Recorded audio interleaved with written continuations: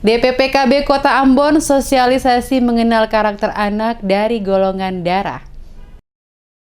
Dinas Pengendalian Penduduk dan Keluarga Berencana Kota melakukan sosialisasi mengenal karakter anak dari golongan darah dan penyerahan insentif bagi kader Posyandu yang berlangsung pada 20 Desember. Hadir langsung dalam kegiatan Wali Kota Ambon Richard Lohana Pesi yang sekaligus membuka secara resmi ditandai dengan pemukulan tifa didampingi Sekretaris Kota Ambon Agela Tuheru bersama dengan Kepala DPPKB Kota Ambon Welly Pati. Dalam sambutannya, Wali Kota mengatakan kegiatan ini merupakan salah satu kegiatan yang dianggap penting, yakni mengenal karakter anak dari golongan darah guna membentuk generasi yang handal dan berkualitas di masa depan. Apresiasi juga diberikan kepada DPPKB Kota Ambon yang mengelaborasi kegiatan sosialisasi mengenal karakter anak dari golongan darah sekaligus bersamaan dengan kegiatan pembagian insentif bagi para kader Posyandu di wilayah kerja Kota Ambon. Dia mengakui masa depan bangsa, daerah, dan provinsi Maluku ditentukan sejauh mana kita mempersiapkan anak-anak kita ke depan. Karena ada 3 komponen utama, yakni orang tua, guru, dan kader Posyandu. Dia menuturkan orang tua, guru, maupun kader Posyandu sangat penting peranannya untuk mempersiapkan masa depan anak-anak. Oleh karena itu, pemerintah Kota Ambon memberikan perhatian serius kepada para kader melalui pemberian gizi tambahan dengan pelayanan kasih.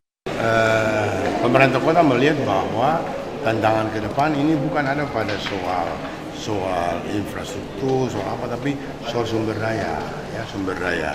Nah, oleh karena itu memang konsentrasi kita itu kepada sumber daya, dan kita mulai daripada ini pendidikan anak-anak, ya, pendidikan anak-anak dan seluruh sektor, ya, seluruh stakeholder yang berkompeten.